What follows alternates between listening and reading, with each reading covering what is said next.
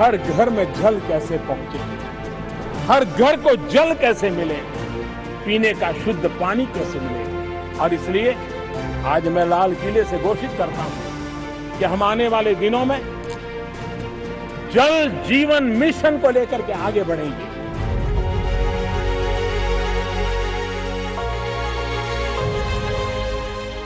ಪ್ರಧಾನಿಯವರ ಈ ಮಾತುಗಳಲ್ಲಿ ದೇಶದ ಸಾಮಾನ್ಯ ಮಹಿಳೆಯರ ನೋವಿತ್ತು. ದೂರದ ಹಳ್ಳಿಯೊಂದರಲ್ಲಿ ನೀರಿನ ಸಮಸ್ಯೆ ಎದುರಿಸುವ ಸಹೋದರಿಯರ ನೋವಿತ್ತು. ಇದು ಸಾಮಾನ್ಯ ಜನರ ದೈನಂದಿನ ಬದುಕಿನ ಹೋರಾಟದ ಕಥೆ. ಪ್ರಧಾನಮಂತ್ರಿ ನರೇಂದ್ರ ಮೋದಿ ಅವರು ಗುಜರಾತ್ನ ಮುಖ್ಯಮಂತ್ರಿಯಾಗಿದ್ದ ಸಮಯದಲ್ಲಿ ಅಲ್ಲಿನ ಬರಪೀಡಿತ ಪ್ರದೇಶಗಳ ಬವಣೆಯನ್ನು ಬಲು ಹತ್ತಿರದಿಂದ ಕಂಡಿದ್ದರು. ನೀರನ್ನು ಸಂಗ್ರಹಿಸುವುದರಲ್ಲೇ ಗ್ರಾಮೀಣ ಮಹಿಳೆಯರ ಬದುಕಿನ ಬಹು ಅಮೂಲ್ಯವಾದ ಸಮಯ ಕಳೆದು ಹೋಗುತ್ತಿತ್ತು. ಇದರಿಂದಾಗಿ ಮಹಿಳೆಯರ ದೈನಂದಿನ ಬದುಕು, ಮಕ್ಕಳ ಪಾಲನೆ, ಶಿಕ್ಷಣ ಮತ್ತು ಕೌಶಲ್ಯ ಕಲಿಕೆ ಎಲ್ಲವೂ ತೊಂದರೆಗೆ ಒಳಗಾಗುತ್ತಿತ್ತು. मुझे आज भी याद है श्री नरेंद्र मोदी जी ने 7 अक्टूबर 2001 को गुजरात के मुख्यमंत्री पद की शपथ ली थी और पहले दिन से ही एक के बाद एक जो उस समय गुजरात की समस्याएं थी उसको हल करने में उन्होंने अपना पूरा जीवन लगा दिया। आपको याद होगा कि उन दिनों कच्छ गुजरात में, सौराष्ट्र में, नॉर्थ गुजरात में बहुत सी जगहों पे टैंकर से पानी की सप्लाई होती थी। इनफैक्ट कई साल ऐसे थे, मुझे आज भी याद है, कि ट्रेन से पानी की सप्लाई होती थी। डेली 2 ट्रेन चलती थी और उससे पानी सप्लाई होती थी। ऐसी विषम परिस्थितियों में तत्कालीन मुख्यमंत्री श्री नरेंद्र मोदी जी ने, मुझे आज भी याद है, उन्होंने एक बात कही कि हम समस्याओं को मैनेज करते हैं, पानी की जो ये समस्या है मैं इसको हमेशा के लिए हल करना चाहता हूँ। ಪ್ರಧಾನಿ ನರೇಂದ್ರ ಮೋದಿ ಅವರು 2001ರಲ್ಲಿ ಗುಜರಾತಿನ ಮುಖ್ಯಮಂತ್ರಿಯಾಗಿದ್ದ ಅವಧಿಯಲ್ಲಿ ಮಹಿಳೆಯರ ಈ ತೊಂದರೆಗಳನ್ನು ನಿರ್ಮೂಲಗೊಳಿಸುವ ಶಪಥ ಮಾಡಿದ್ದರು. ಕಚ್ನ ಮರುಭೂಮಿ ಪ್ರದೇಶ ಇರಬಹುದು ಅಥವಾ ಸೌರಾಷ್ಟ್ರದ ಗ್ರಾಮೀಣ ಇರಬಹುದು, ಮಹಿಳೆಯರು ನೀರಿಗಾಗಿ ಮೈಲುಗಟ್ಟಲೆ ಪ್ರಯಾಣಿಸುವ ಸಂಕಷ್ಟವನ್ನು ನರೇಂದ್ರ ಮೋದಿಯವರು ನೋಡಿದ್ದರು. ಅಲ್ಲದೆ ತಮ್ಮ ರಾಜಕೀಯ ಜೀವನದಲ್ಲಿ ವಿವಿಧೆಡೆ ಪ್ರಯಾಣದ ಸಮಯದಲ್ಲಿ ಸುಡುವ ಬಿಸಿಲಿನಿಂದಾಗಿ ಕಾಲಿನಲ್ಲಿ ಗುಳ್ಳೆ ಏಳುವ ಸಾಮಾನ್ಯ ಜನರ ನೋವನ್ನು ಅವರು ಸ್ವತಃ ಅನುಭವಿಸಿದ್ದರು. ನರೇಂದ್ರ ಮೋದಿಯವರು 2001ರಲ್ಲಿ ಮುಖ್ಯಮಂತ್ರಿಯಾಗಿ ಅಧಿಕಾರದ ಚುಕ್ಕಾಣಿ ಹಿಡಿದ ಕೂಡಲೇ ನೀರಿನ ಸಮಸ್ಯೆ ಬಗೆಹರಿಸಲು ಹಾಗೂ ಆ ಮೂಲಕ ತಾಯಂದಿರು ಮತ್ತು ಸಹೋದರಿಯರ ಬದುಕು ಬೆಳಗಿಸಲು ಮುಂದಾದರು. ದೇಶದಲ್ಲಿ ಪ್ರಥಮ ಬಾರಿಗೆ ನೀರಿನ ಸಮಿತಿಯನ್ನು ರಚಿಸಲಾಯಿತು. ಕೆಲವೇ ವರ್ಷಗಳಲ್ಲಿ ಪ್ರತಿ ಗ್ರಾಮಕ್ಕೆ ನೀರು ಒದಗಿಸುವ ಜವಾಬ್ದಾರಿಯನ್ನು ತೆಗೆದುಕೊಳ್ಳಲಾಯಿತು. ನೀರಿನ ಸಮಿತಿಯ ಈ ಪ್ರಯತ್ನಕ್ಕೆ 2009ರಲ್ಲಿ ವಿಶ್ವಸಂಸ್ಥೆಯ ಸಾರ್ವಜನಿಕ ಸೇವಾ ಪ್ರಶಸ್ತಿಯೂ ದೊರಕಿದೆ. मुख्यमंत्री बनने से पहले सामाजिक और राजनीतिक जीवन जो उनका था एक परिव्राजक की तरह रहा, जहां उन्होंने यायावर की तरह घूमते हुए समाज के विभिन्न पक्षों को देखा, उनके दर्द को महसूस किया। कर्मभूमि गुजरात होने के नाते और जन्मभूमि गुजरात होने के नाते गुजरात का एक बहुत बड़ा भाग जो राजस्थान से लगता हुआ है,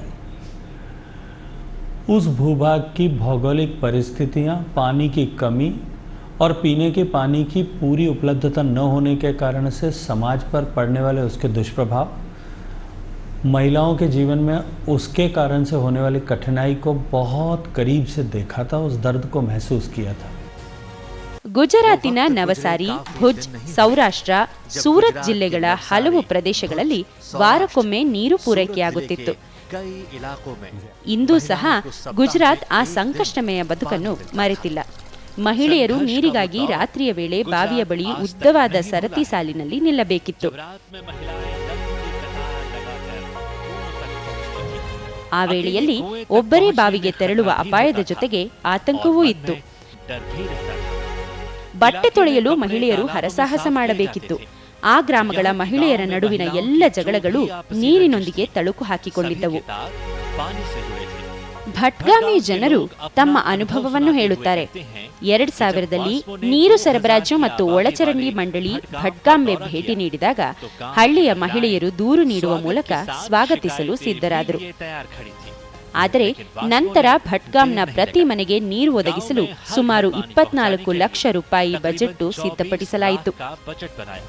ಇದರಲ್ಲಿ ಸಾರ್ವಜನಿಕರ ಭಾಗವಹಿಸುವಿಕೆಯ ಮೂಲಕ ಎಲ್ಲಾ 372 ಮನೆಗಳಿಗೆ ಕೊಳವೆ ಮಾರ್ಗದ ಮೂಲಕ ಕುಡಿಯುವ ನೀರನ್ನು ಪೂರೈಸಲಾಯಿತು. टाकी लगाई हुए है ना, उधर से कनेक्शन लिया है, उधर घर घर नल लगवाया है और सुविधा अच्छी है, दूर दूर तक पानी भरने नहीं जाना पड़ता. પાણીની સમસ્યા હતી પહેલાં, ફિર નળ આયા તો પાણીની કમ થઈ ગઈ. 2000ಕ್ಕಿಂತ ಮೊದಲು ಅಹಮದಾಬಾದ್ನ ಕೇಂದ್ರ ಭಾಗದಲ್ಲಿ ಹರಿಯುತ್ತಿದ್ದ ಸಬರಮತಿ ನದಿಯ ಸ್ಥಿತಿಯನ್ನು ಒಮ್ಮೆ ನೆನಪಿಸಿಕೊಳ್ಳಿ. ಸಬರಮತಿ ನದಿ ನಗರದ ತ್ಯಾಜ್ಯ ಸಾಗಿಸುವ ಚರಂಡಿಯಾಗಿ ಮಾರ್ಪಟ್ಟಿತ್ತು. ನದಿಯ ಎರಡೂ ದಡಗಳಲ್ಲಿ ಕೊಳಕಿನ ರಾಶಿ ಇತ್ತು. ಆದರೆ ಇಂದು ಗಾಂಧೀಜಿಯವರ ಸಬರಮತಿ ಆಶ್ರಮಕ್ಕೆ ಭೇಟಿ ನೀಡುವ ಎಲ್ಲಾ ರಾಜಕಾರಣಿಗಳು ಮತ್ತು ಜಗತ್ತಿನ ಪ್ರಸಿದ್ಧ ವ್ಯಕ್ತಿಗಳು ಖಂಡಿತ ಸಬರಮತಿ ನದಿಯ ಸುತ್ತಮುತ್ತಲ ಸೌಂದರ್ಯವನ್ನು ಮೆಚ್ಚಿ ಅಲ್ಲಿ ಕೆಲಕಾಲ ಸುತ್ತಾಡಿ ಹೋಗುತ್ತಾರೆ. ಸಬರಮತಿ ಅಂತಹ ನದಿಗಳಲ್ಲಿ ವರ್ಷವಿಡೀ ನೀರನ್ನು ಖಾತ್ರಿಪಡಿಸುವುದು ಮಾತ್ರವಲ್ಲದೆ ನದಿಯನ್ನು ಪುನರುಜ್ಜೀವನಗೊಳಿಸುವುದು ಮೋದಿಯವರ ಸಂಕಲ್ಪವಾಗಿತ್ತು. 2017ರಲ್ಲಿ ದೇಶದ ಮೊದಲ ಸಾಗರ ವಿಮಾನವು ಈ ಸಬರಮತಿ ನದಿಯಿಂದಲೇ ಹೊರಟಿತು. साबरमती फ्रंट जो है एक टूरिस्ट स्पॉट बन गया है. तो इस तरह से सारी चीज़ें जो हुई हैं, ग्राउंड वाटर रिचार्ज हुआ है और जो रेड जोन्स थे वो अभी अब वहाँ पानी की दिक्कत नहीं है. Ground water is available copious in the abundance. तो ये तमाम चीज़ें जो है वो वाटर मैनेजमेंट के एक अद्भुत मॉडल की तरफ इशारा करता है. ಗುಜರಾತಿನ ನವಸಾರಿ ಜಿಲ್ಲೆಯ ಪೆರಾ ಗ್ರಾಮವು ನೀರಿನ ಸಮರ್ಪಕ ಪೂರೈಕೆಯಿಂದಾಗಿ ಗ್ರಾಮೀಣ ಜನರನ್ನು ಆರ್ಥಿಕವಾಗಿ ಸಮೃದ್ಧಗೊಳಿಸಿರುವ ವಿಶಿಷ್ಟ ಮಾದರಿಯಾಗಿದೆ. ಈ ಮುನ್ನ ನೀರಿನ ಕೊರತೆಯಿಂದಾಗಿ ಗ್ರಾಮದಲ್ಲಿ ಸಮರ್ಪಕ ನೀರಿನ ಪೂರೈಕೆಗಾಗಿ ಸಮುದಾಯ ಕಾರ್ಯವು 1994ರಿಂದಲೇ ಆರಂಭವಾಗಿತ್ತು. ಸ್ವಜಲಧಾರಾ ಯೋಜನೆಯೊಂದಿಗೆ ಗ್ರಾಮದಲ್ಲಿ ಕೆರೆಗಳನ್ನು ಪುನರ್ ನಿರ್ಮಿಸುವ ಮೂಲಕ ಹಳ್ಳಿಯಲ್ಲಿ ನೀರಿನ ಲಭ್ಯತೆಯನ್ನು ಖಾತ್ರಿಪಡಿಸಲಾಯಿತು. ಈ ಮೂಲಕ ಕೃಷಿಯೊಂದಿಗೆ ಪಶುಸಂಗೋಪನೆಯೂ ಜೀವನೋಪಾಯದ ಸಾಧನವಾಯಿತು. ಕಾಲಾನಂತರದಲ್ಲಿ ಹಾಲಿನ ಉತ್ಪಾದನೆಯು ಗ್ರಾಮೀಣ ಜನಸಂಖ್ಯೆಯ ಜೀವನೋಪಾಯದ ಮೂಲವಾಯಿತು. ಜಲಜೀವನ್ ಮಿಷನ್ ಘೋಷಣೆಯೊಂದಿಗೆ ಸುಮಾರು 450 ಕುಟುಂಬಗಳ ಈ ಗ್ರಾಮದ ಪ್ರತಿ ಮನೆ ಕೊಳವೆ ನೀರಿನ ಸೌಲಭ್ಯ ಪಡೆದುಕೊಂಡಿದೆ. पशुपालन बड़ा है.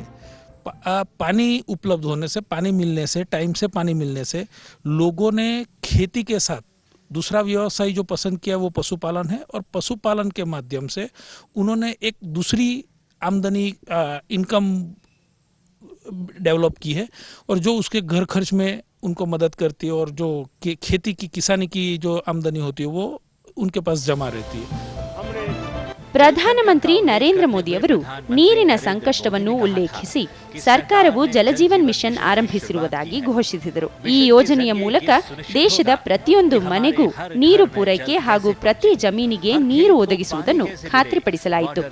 ನೀರಿನ ನಿರ್ವಹಣೆಯ ಅನುಭವದೊಂದಿಗೆ ಪ್ರಧಾನಿ ನರೇಂದ್ರ ಮೋದಿಯವರು ಗುಜರಾತ್ನ ಕಚ್ ಎಂಬ ಮರುಭೂಮಿ ಪ್ರದೇಶಕ್ಕೆ ಹಸಿರಸಿರಿ ಮೂಡಿಸಿದರು. 2019ರಲ್ಲಿ ಪ್ರಧಾನಿ ನರೇಂದ್ರ ಮೋದಿ ಇಡೀ ದೇಶವನ್ನು ಈ ನೀರಿನ ನಿರ್ವಹಣೆಯೊಂದಿಗೆ ಜೋಡಿಸಿದರು. ಇದರೊಂದಿಗೆ ಜಲಶಕ್ತಿ ಸಚಿವಾಲಯವು ನೀರಿನ ಸಮಸ್ಯೆಯ ನಿವಾರಣೆಗೆ ಪ್ರಯತ್ನಗಳನ್ನು ತೀವ್ರಗೊಳಿಸಿತು. हमारे संस्थापकों ने, दीनदयाल जी और श्यामा प्रसाद जी ने उसके मार्ग को भी एक स्पष्ट रूप से डिफाइन किया था कि समाज में अंतिम पंक्ति में खड़े व्यक्ति के जीवन में परिवर्तन ला करके उसको समर्थ, सबल और सशक्त करके ही सशक्त राष्ट्र का निर्माण किया जा सकता है. इंक्लूसिव डेवलपमेंट के माध्यम से हम देश को आगे बढ़ा सकते हैं और उसी दर्शन पर आधारित माननीय प्रधानमंत्री जी के सारे कार्यक्रम हैं. ಈ ಕಾರ್ಯಕ್ಕೆ 3.5 ಲಕ್ಷ ಕೋಟಿ ರೂಪಾಯಿಗಳಿಗಿಂತಲೂ ಹೆಚ್ಚು ಹಣ ಖರ್ಚು ಮಾಡಲು ಪ್ರಧಾನಿ ನರೇಂದ್ರ ಮೋದಿ ಸರ್ಕಾರ ನಿರ್ಧರಿಸಿತು. 2024ರ ವೇಳೆಗೆ ಯೋಜನೆ ಪೂರ್ಣಗೊಳಿಸುವ ತನ್ನ ಬದ್ಧತೆಯನ್ನು ಪ್ರಕಟಿಸಿದೆ. ಅಂದರೆ ಸ್ವಚ್ಛ ಭಾರತ್ನ ನಂತರ ಜಲಜೀವನ್ ಮಿಷನ್ ಸಾಮಾಜಿಕ ಭಾಗವಹಿಸುವಿಕೆಯ ಮತ್ತೊಂದು ಆಂದೋಲನವಾಗಿ ಹೊರಹೊಮ್ಮಿದೆ.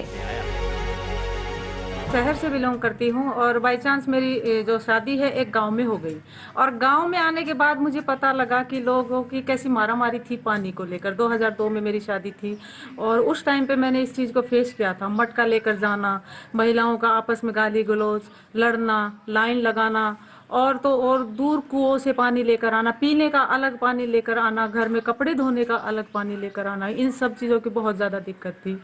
जल जीवन मिशन के तहत जो गांव में टूटियां लगी हुई हैं उनमें साफ सुथरा पानी आता है जी।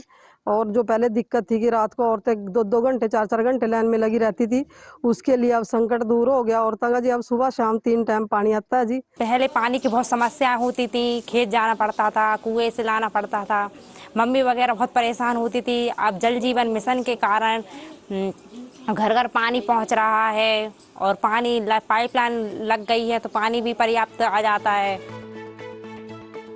ನೋಡುತ್ತಿದ್ದಂತೆಯೇ ನೀರಿನ ಕೊಳವೆಗಳ ಜಾಲವನ್ನು ಪ್ರತಿ ಗ್ರಾಮದಲ್ಲೂ ವ್ಯಾಪಿಸತೊಡಗಿದೆ. ರಾಜ್ಯ ಮತ್ತು ಕೇಂದ್ರಾಡಳಿತ ಪ್ರದೇಶಗಳು ಪ್ರತಿ ಗ್ರಾಮದ ಮನೆಗೆ ನೀರಿನ ಕೊಳವೆ ಸಂಪರ್ಕಗಳನ್ನು ಒದಗಿಸಲು ಕ್ರಿಯಾಯೋಜನೆಗಳನ್ನು ಸಿದ್ಧಪಡಿಸಿವೆ. ನಿರ್ಜನ ಗುಡ್ಡಗಾಡು ಪ್ರದೇಶಗಳಲ್ಲಿ ಕಾಲುದಾರಿಯಲ್ಲಿ ನೀರನ್ನು ತರಬೇಕಾದ ಮಹಿಳೆಯರ ಸಂಕಷ್ಟಮಯ ಬದುಕನ್ನು ದೇಶ ಕಂಡಿದೆ. ಆದರೆ ಇಂದು ಜಲಜೀವನ್ ಮಿಷನ್ ಯೋಜನೆಯಿಂದಾಗಿ ಕೊಳವೆ ಮೂಲಕ ನೀರು ಅವರ ಮನೆಗಳನ್ನು ತಲುಪುತ್ತಿವೆ. ಹಿಮಾಚಲ ಪ್ರದೇಶದ ಸೋಲನ್ ಜಿಲ್ಲೆಯ ದೌತಿ ಗ್ರಾಮದ ಯಶೋಧಾದೇವಿಗೆ 85 ವರ್ಷ. ನೀರಿಗಾಗಿ ತಾನು ಏನೆಲ್ಲ ತೊಂದರೆ ಅನುಭವಿಸಿದೆ ಎಂಬುದನ್ನು ಸ್ವತಃ ಆಕೆಯೇ ಹೇಳುತ್ತಾರೆ. ಕಗ್ಗತ್ತಲ ರಾತ್ರಿಯಲ್ಲಿ ನೀರನ್ನು ಹುಡುಕುತ್ತಾ ಬೆಟ್ಟ ಗುಡ್ಡಗಳಲ್ಲಿ ಅಲೆದಾಡಬೇಕಿತ್ತು.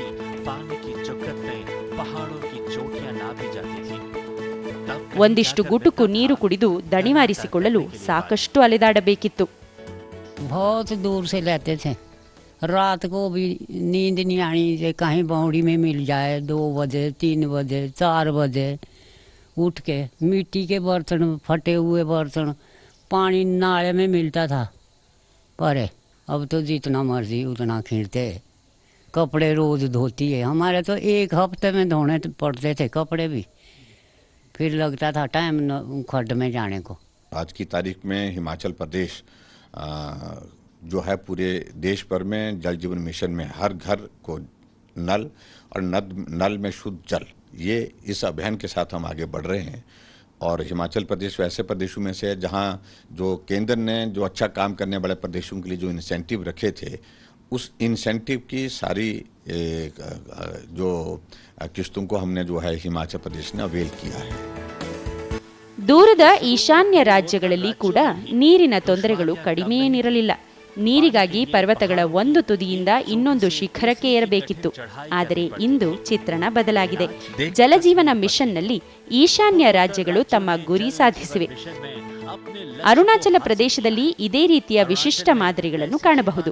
ಈ ಭಾಗದಲ್ಲಿ ಗ್ರಾಮೀಣ ಪ್ರದೇಶದ ಮನೆಗಳಿಗೂ ಕೊಳವೆ ನೀರಿನ ಸಂಪರ್ಕವನ್ನು ಒದಗಿಸುವ ಉದ್ದೇಶದಿಂದ ಸುಮಾರು 2,000 ಕೋಟಿ ರೂಪಾಯಿಗಳನ್ನು ಖರ್ಚು ಮಾಡಲಾಗಿದೆ.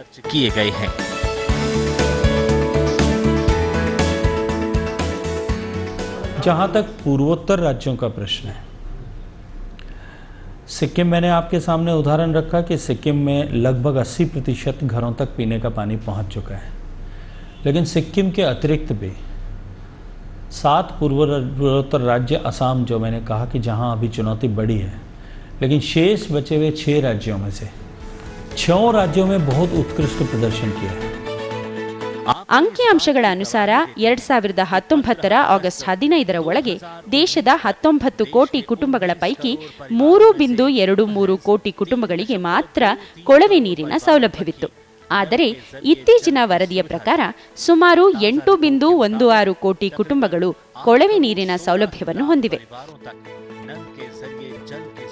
ರಾಜ್ಯಗಳ ಸಾಧನೆಯ ಬಗ್ಗೆ ಹೇಳುವುದಾದರೆ ಗೋವಾ, ತೆಲಂಗಾಣ, ಅಂಡಮಾನ್ ಮತ್ತು ನಿಕೋಬಾರ್ ದ್ವೀಪಗಳು, ಪಾಂಡಿಚೇರಿ ಮತ್ತು ದಮನ್ ದಿಯು ದ್ವೀಪಗಳು 100% ಮನೆಗಳಿಗೆ ಕೊಳವೆ ನೀರಿನ ಸೌಲಭ್ಯ ಒದಗಿಸಿವೆ. हमने पिछले इस 21 महीने के कालखंड में 4 करोड़ और 85 लाख कनेक्शंस देने में सफलता प्राप्त की है. जो आंकड़ा 3 करोड़ 23 लाख था वो बढ़कर के 8 करोड़ 15 लाख को छू चुका है, को पार कर चुका है. और रोजाना लगभग हम 1 लाख कनेक्शंस औसत के दर से कनेक्शंस प्रोवाइड कर रहे हैं. ಉತ್ತರ ಪ್ರದೇಶ ಮತ್ತು ಕೆಲವು ರಾಜ್ಯಗಳಲ್ಲಿ ಜಪಾನಿ ಎನ್ಸೆಫಲೈಟಿಸ್ ಸೋಂಕಿನಿಂದಾಗಿ ಸಾವಿರಾರು ಅಮಾಯಕ ಮಕ್ಕಳು ಬಲಿಯಾಗಿದ್ದಾರೆ. ಅಲ್ಲಿ ಆದ್ಯತೆಯ ಮೇರೆಗೆ ನಲ್ಲಿಗಳಿಂದ ನೀರು ಪೂರೈಸುವ ಕೆಲಸ ಭರದಿಂದ ಸಾಗಿದೆ. ಉತ್ತರ ಪ್ರದೇಶದ 23,000ಕ್ಕೂ ಹೆಚ್ಚು ಗ್ರಾಮಗಳಲ್ಲಿ ಕೊಳವೆ ಮಾರ್ಗದ ಮೂಲಕ ನೀರು ಪೂರೈಸುವ ಕಾರ್ಯ ಪ್ರಗತಿಯಲ್ಲಿದೆ. ಇದರೊಂದಿಗೆ ಜಲಜೀವನ್ ಮಿಷನ್ ಮೂಲಕ ದೇಶದ ಬಹುತೇಕ ಎಲ್ಲ ಶಾಲೆಗಳು ಮತ್ತು ಅಂಗನವಾಡಿ ಕೇಂದ್ರಗಳಲ್ಲಿ ನಲ್ಲಿಯಿಂದ ನೀರು ಪೂರೈಕೆ ಆರಂಭವಾಗಿದೆ. ಇಲ್ಲಿಯವರೆಗೆ ದೇಶದ 7.5 ಲಕ್ಷಕ್ಕೂ ಹೆಚ್ಚು ಶಾಲೆಗಳು ಮತ್ತು 8 ಲಕ್ಷ ಅಂಗನವಾಡಿ ಕೇಂದ್ರಗಳಲ್ಲಿ ಮಕ್ಕಳು ಶುದ್ಧ ಕುಡಿಯುವ ಕೊಳವೆ ನೀರನ್ನು ಪಡೆಯುತ್ತಿದ್ದಾರೆ.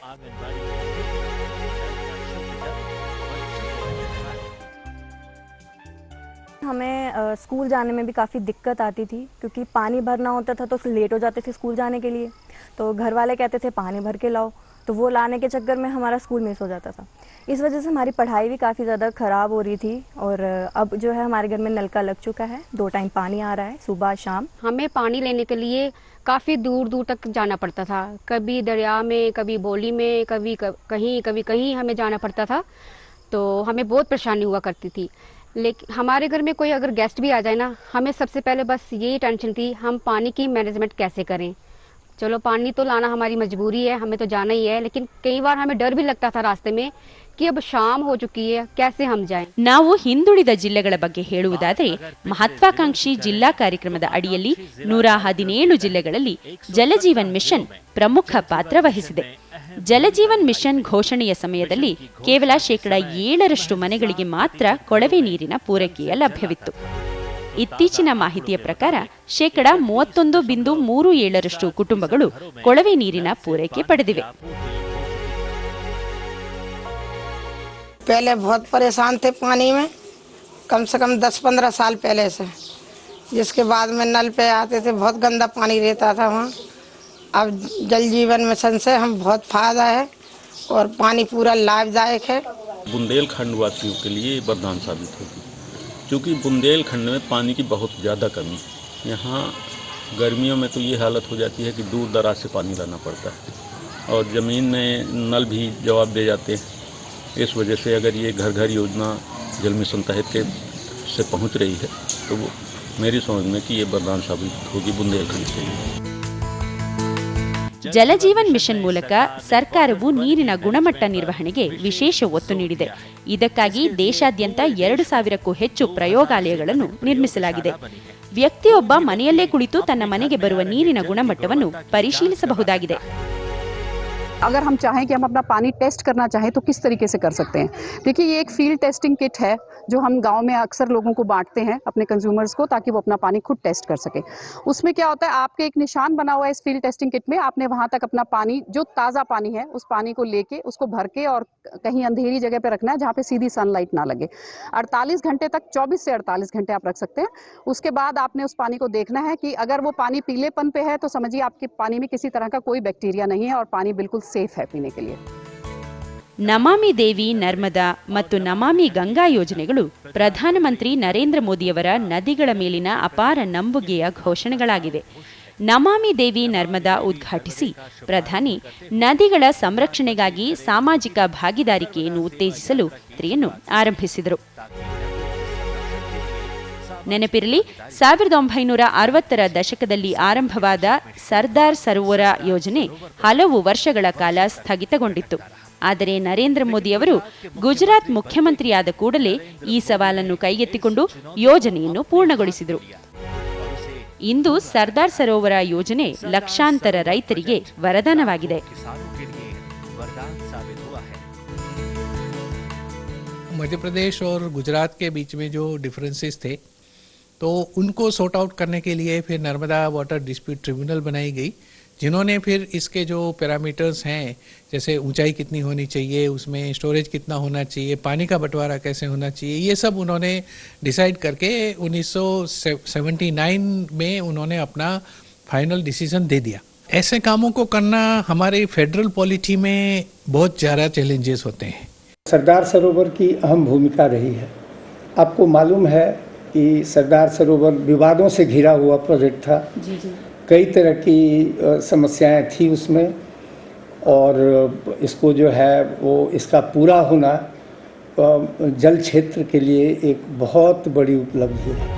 ಪ್ರಧಾನಿ ನರೇಂದ್ರ ಮೋದಿ ಅವರು ಗಂಗಾ, ಯಮುನಾ, ನರ್ಮದೆಯಂತಹ ದೊಡ್ಡ ನದಿಗಳಲ್ಲದೆ ಸಣ್ಣ ಮತ್ತು ಉಪನದಿಗಳನ್ನು ಸಹ ಸ್ವಚ್ಛಗೊಳಿಸಲು ಒತ್ತು ನೀಡಿದ್ದಾರೆ. ಮಧ್ಯಪ್ರದೇಶ ಮತ್ತು ಗುಜರಾತ್ನಲ್ಲಿ ನದಿಗಳ ಜೋಡಣೆ ಯೋಜನೆಯಿಂದ ಲಕ್ಷಾಂತರ ಎಕರೆ ಜಾಗಕ್ಕೆ ನೀರು ಪೂರೈಸಲಾಗುತ್ತಿದೆ. कच्छ के एरिया में देखिए कि जहाँ पर लोगों को पानी क्या है उसकी पता ही नहीं थी, उस एरिया में भी इसकी जो ड्रिंकिंग वाटर और जो पानी की जो सुविधाएं हैं वो उनको मिलने लगी हैं. वो एक बहुत बड़ा अचीवमेंट है.